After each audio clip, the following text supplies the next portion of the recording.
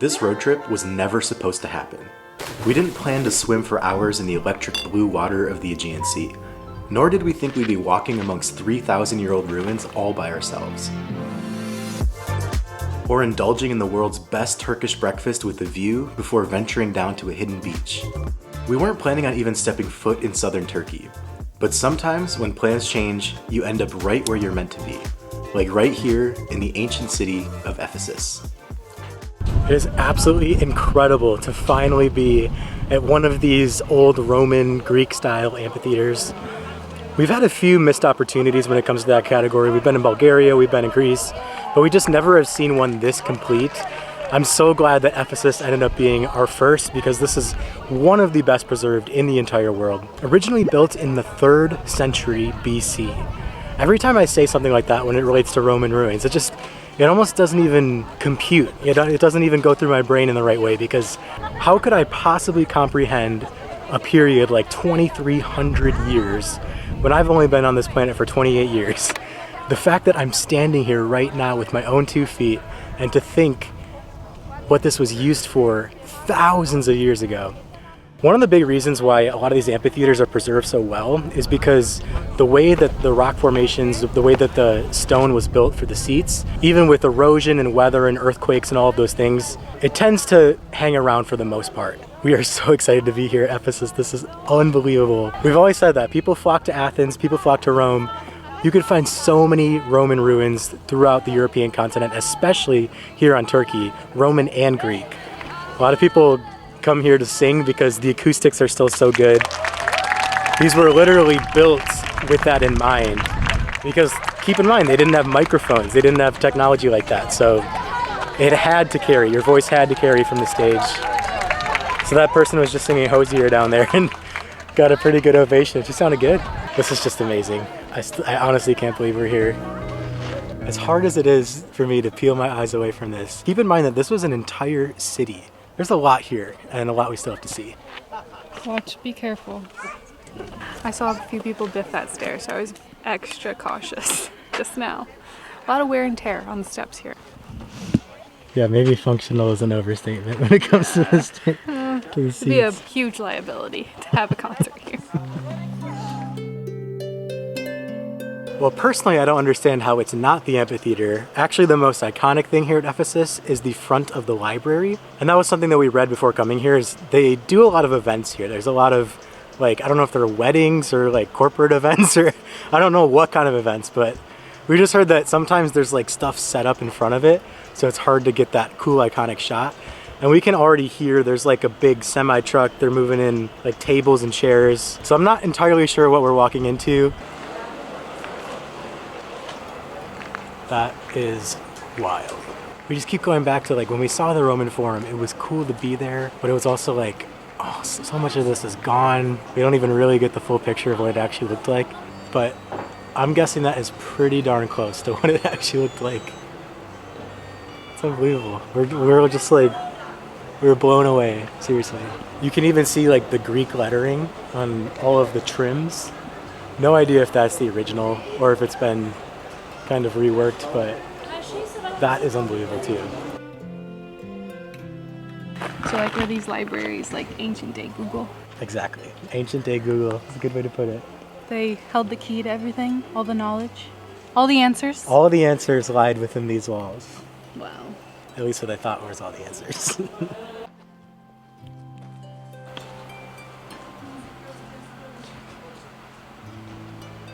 We've seen a lot of old stuff here on this channel for the past year and a half, but coming to Ephesus feels, I don't know if the word authentic is right, but if you go to Athens, if you go to Rome, whole cities have been rebuilt on top of what these ancient cities used to be. And here at Ephesus, it's kind of removed from a lot of things. There's not a huge city around. We had to make a concerted effort to come here. We rented a car. I mean, look at it. We're walking around the streets of ancient Ephesus alone.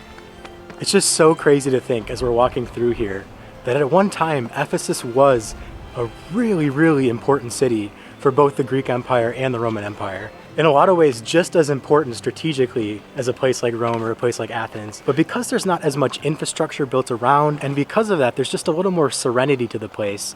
And you almost feel like you could put yourself in the mindset of what it might have looked like a couple thousand years ago. I mean, look at I'm gonna walk this way.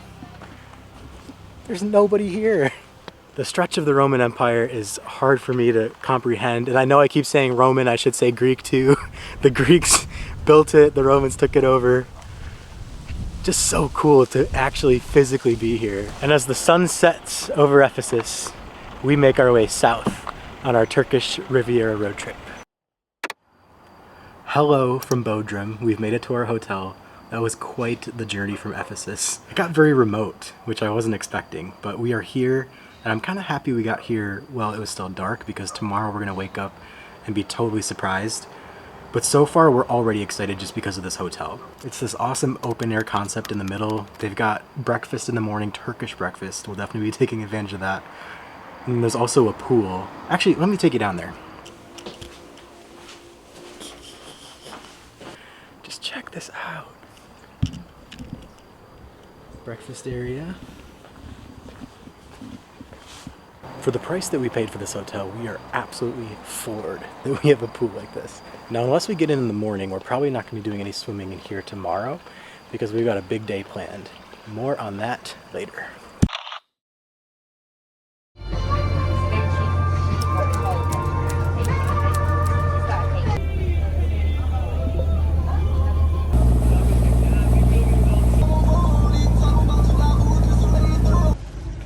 I'm definitely starting to think that we're going to have some sunshine today. I was really let down when we were coming out and it was just pouring rain. But it looks like for the most part we're in the clear. We've just arrived at Black Island, and I'm actually the only one on the top of this boat, which is kind of crazy. No one wanted to be up here when it was raining, obviously, but they have like these cushions out. It'd be really fun to just lay out if it wasn't soaking wet. My God, this water is so clear.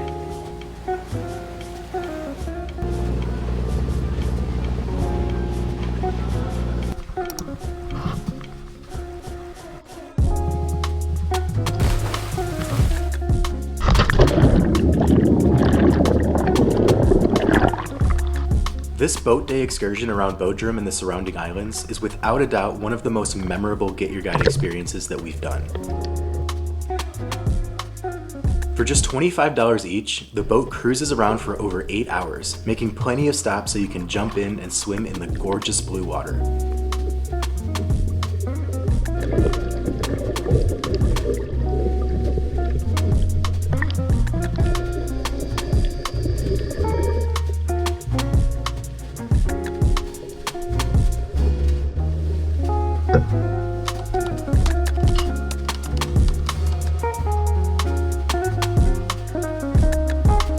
We could even buy our favorite Turkish beer on board for 60 lira each, and a barbecue lunch was included in the ticket price.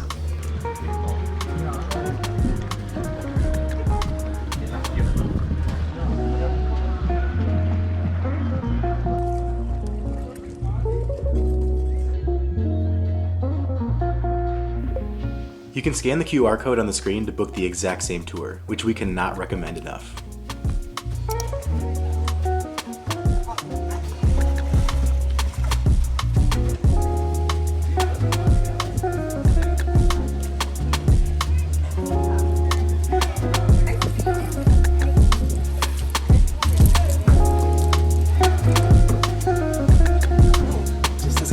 The ice cream boat has arrived. There's guys that just drive around this area and sell ice cream.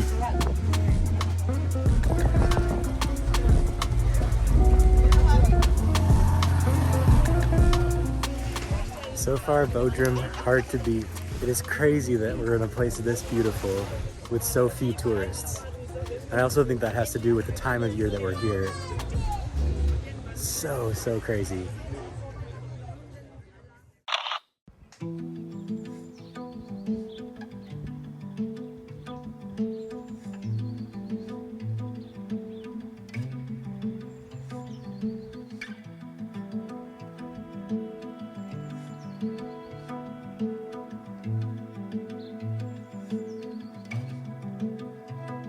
It is day 3 of our Turkish Riviera adventure after a lovely day and a half in Bodrum. Today we're heading a little bit further east on the Riviera to the town of Marmaris. I think that's how you pronounce it.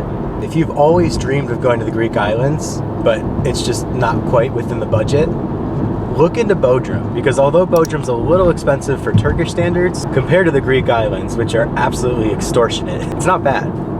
And it was really, really pleasant. Everyone was so nice, and it's just beautiful. Anywhere on this coast is beautiful.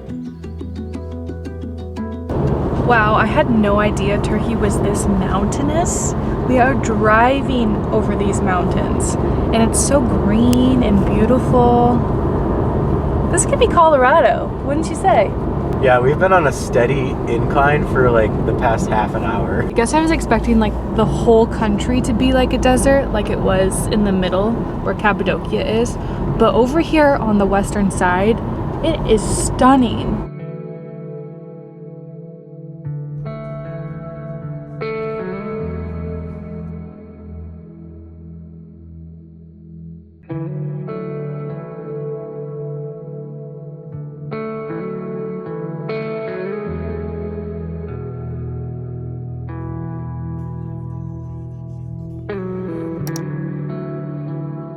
I'm really liking the Turkish Riviera.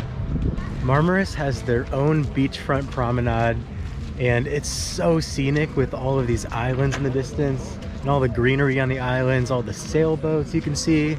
So basically we're talking about our one day here in Marmaris and whether or not we go down into town or if we just hang out here, because our hotel does have a beach area, and just go for a swim. I think we're just gonna do that because we've already kind of seen the town vibe here in southern Turkey. So far, when you account for the crowds and the prices and the overall experience, I have much preferred the south of Turkey to Greece. And I never would have thought that before coming here. This wasn't our original plan in our itinerary, and we are so heartbroken what is happening in this region of the world just to the east of us.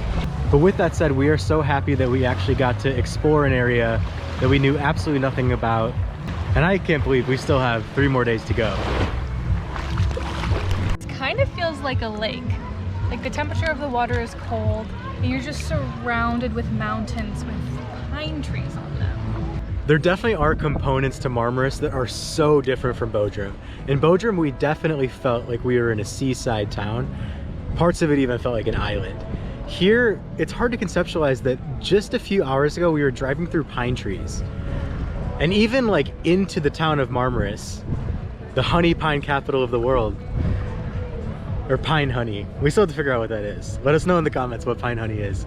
But driving in this almost alpine setting, and then all of a sudden we're in like a beachside resort. It's so strange how the landscapes change so quickly, but they almost go perfect together at the same time. So with that said, we're gonna head in, but we are so happy we stopped in Marmaris for the night.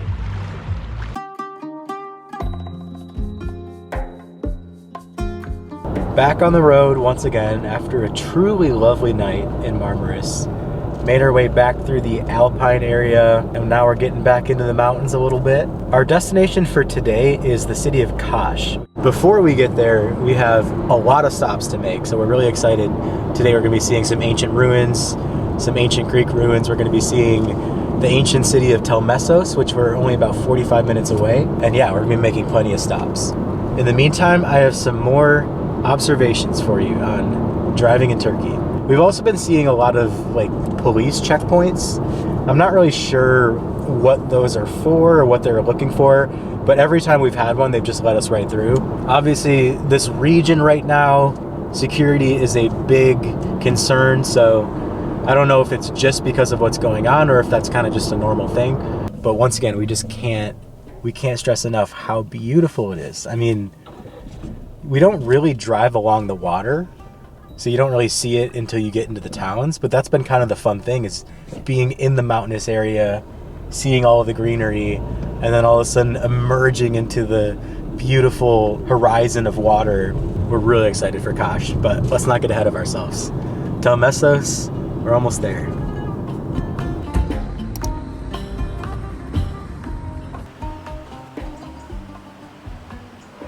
Wow, these are so incredible. These ancient Greek structures have just been carved into the side of this mountain, and it looks amazing.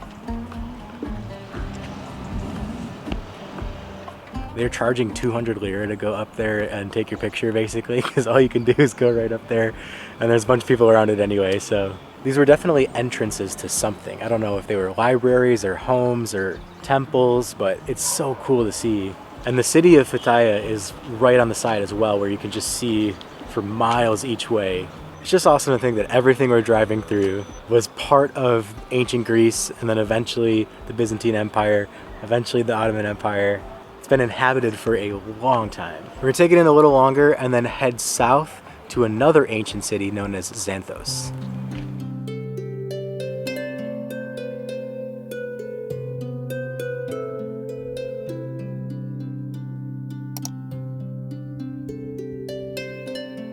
The ancient city of Xanthos is believed to have been founded somewhere around the 8th century BC. So we're talking over 3,000 years ago. It's pretty amazing too how you can just walk up to all of the ruins they have. There's really no gate or entrance or line that you have to go through. I just feel like a lot of the ruins that we've seen, you've had the entire tourist infrastructure around it. And it's amazing to just come up to these.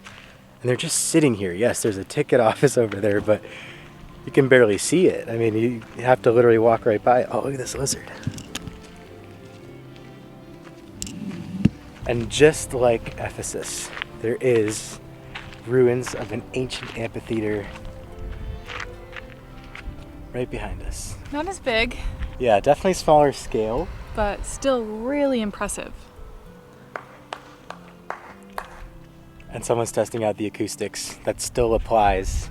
They really built these with acoustics in mind, which is crazy to think when, 800 BC, how do they even know about acoustics?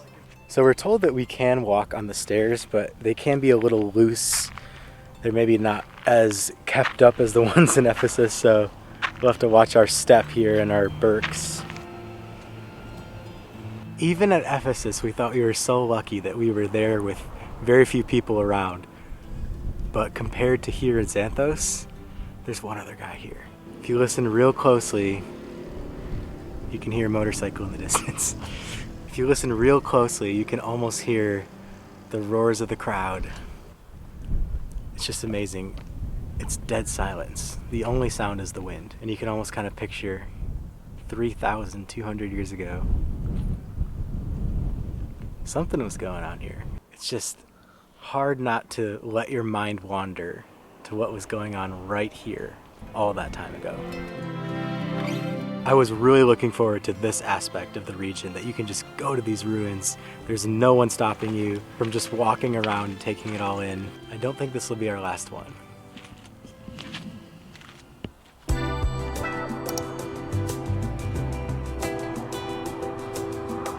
While every single mile of this drive was stunning, this stretch from Xanthos to Kash was the absolute highlight. It was the first time we had unimpeded views of the water. The roads wound right along the coastline, providing stunning views and occasional tight quarters.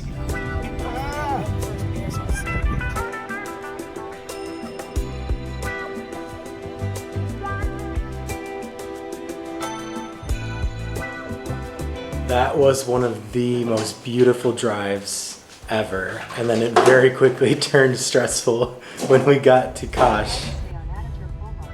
This is actually quite a big town, and the streets for some reason are not very big. So we are kind of having to weave our way in through some really tight streets, and then we didn't even really know where we were going. But we made it in one piece. I'm amazed I actually parked the car. Sydney was such a help. Thank you so much. If she didn't direct me step by step, I think I would have run the rental car right into a pole. I would say this is not at all what we expected when we booked our hotel, but we are very, very pleasantly surprised. It's more of a pension than a hotel, and it's built right into this rock. And it's cool, we got this balcony here.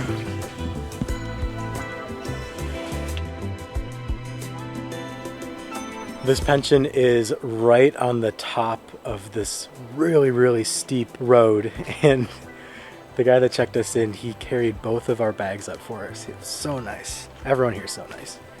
I cannot say enough about Turkish people and how nice they are. So we're going to be very happy for the next few days in Kaş. Are you ready to be done driving? Yes. Me too. I'm ready to be done driving. I honestly want to go in the water.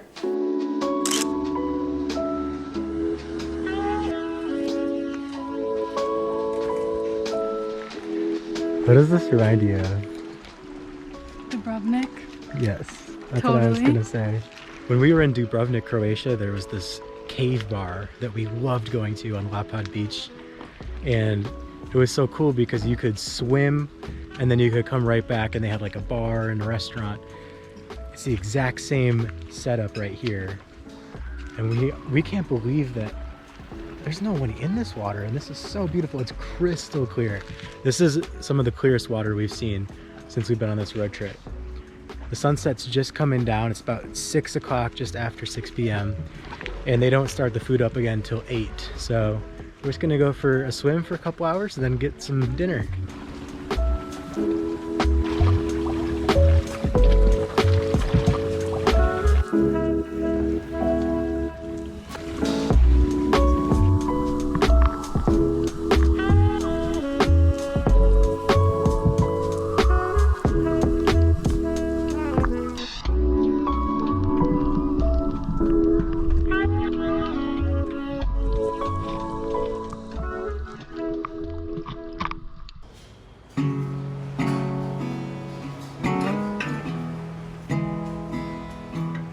Like Bodrum, there are lots of excursions you can take from Kaş to get out on the water. But since we already did a boat trip a few days ago, we wanted to take the day to beach hop around the town.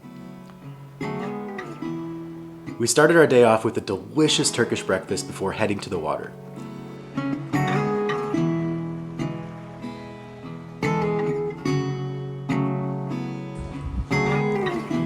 This first stop is accessible from the city center. To access this hidden beach, you need to locate the Derya Beach restaurant and then take the path on the left of the entrance down to the water.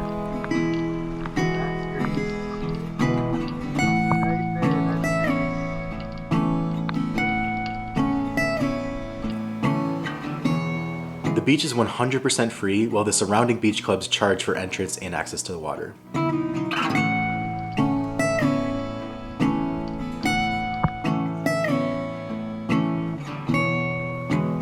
Later on, we ventured down to Lemona Beach and Restaurant Bar.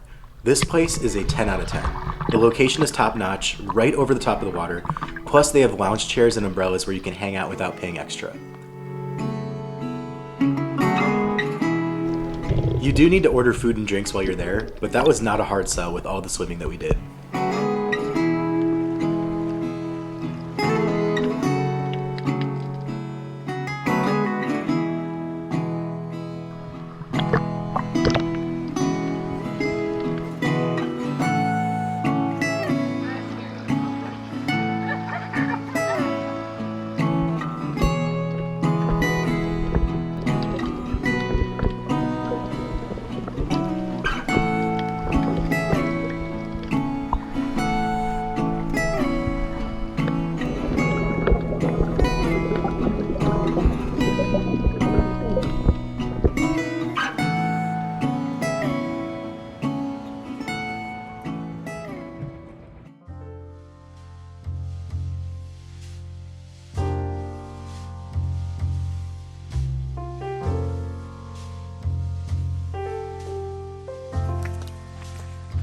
Is Kaş your favorite?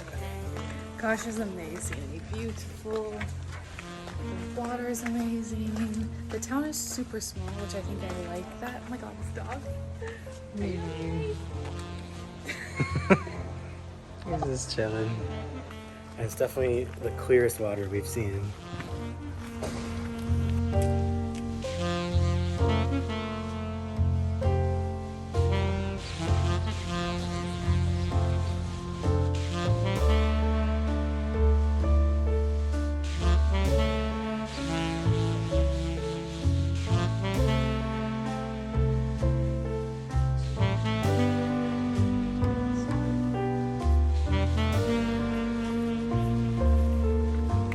There are so many of these Hellenistic style theaters in this part of the world, but this is the only one with a view of the sea.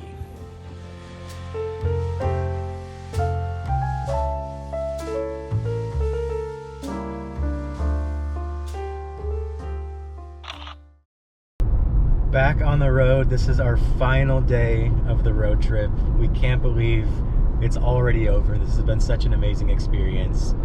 We still have a few things to do before we turn the car in Antalya. First, we're gonna see some more ruins.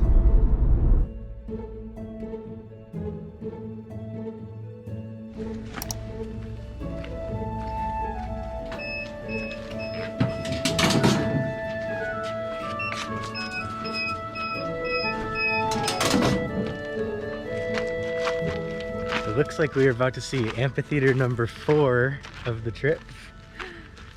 And wow, look at those. Are those tombs? I think they are tombs. Just right into the side of the mountain. Wow.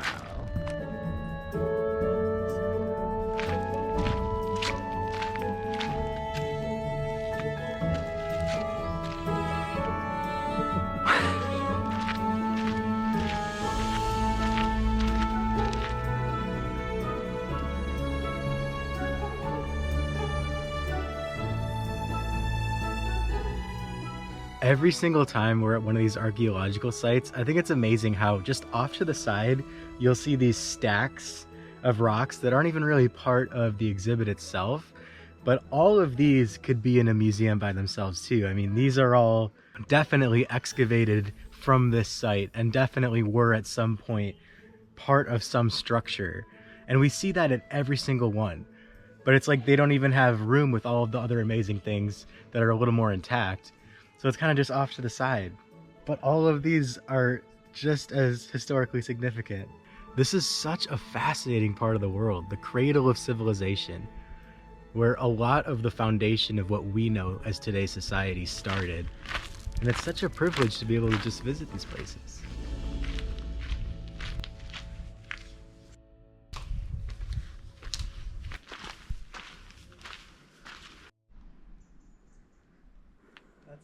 These little faces are everywhere, and I think they're so funny. I don't think I've seen anything like this before.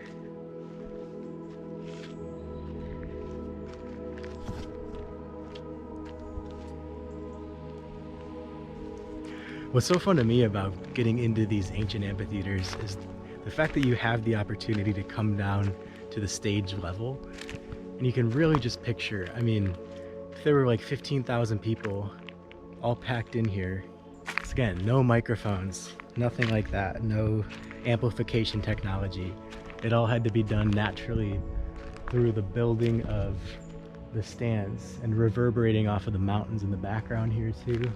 So amazing that every single one we've been to has had a beautiful backdrop, whether it's looking out on the other side of the stage or behind the actual grandstands. There's always either like a beautiful mountain scenery or what we saw in Kash with the water. There was a lot put into how these looked and to make them feel grand, to make them feel like you're in a place with a lot of significance. Not gonna lie, this scares me a bit.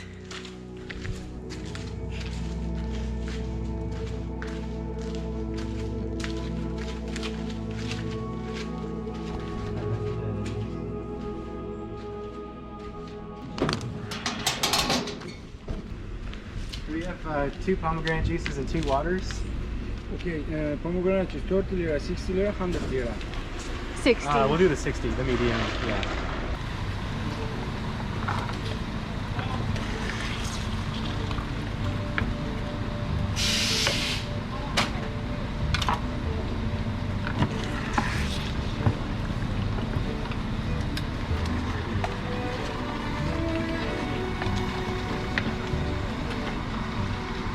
But we did luck out with timing because as soon as we left, there were 2 big tour buses that just dropped off a bunch of people. So we pretty much had it to ourselves. And we also got a great parking spot. When we were coming in, this guy who has this pomegranate juice store, he just said, oh yeah, you can park right here as long as you buy some pomegranate juice as we come back. I'm like, yeah, no problem. This stuff is something we're really gonna miss. That was the first time we actually saw it squeezed right in front of us, and I'm amazed at how many pomegranates it takes to make the juice. It was, I think, 2 full pomegranates each for this basically medium cup. But yeah, this is pure pomegranate juice. So good.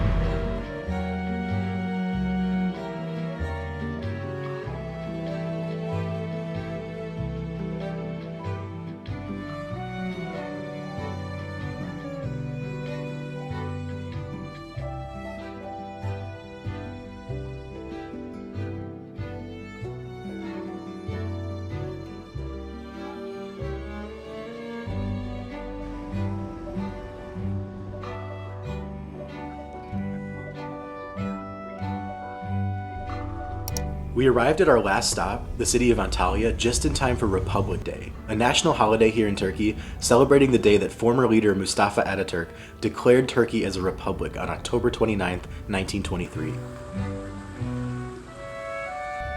Turkish flags and banners of Ataturk decorated the entire city in celebration.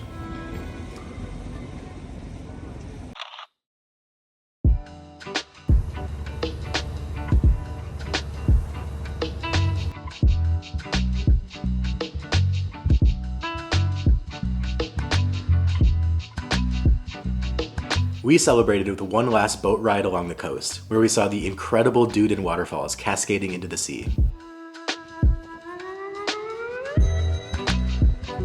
Thank you so much for following along on our Turkish Riviera adventure. Don't forget to hit the like button if you enjoyed it, and be sure to subscribe if you're interested in coming along on the rest of our trip around the world.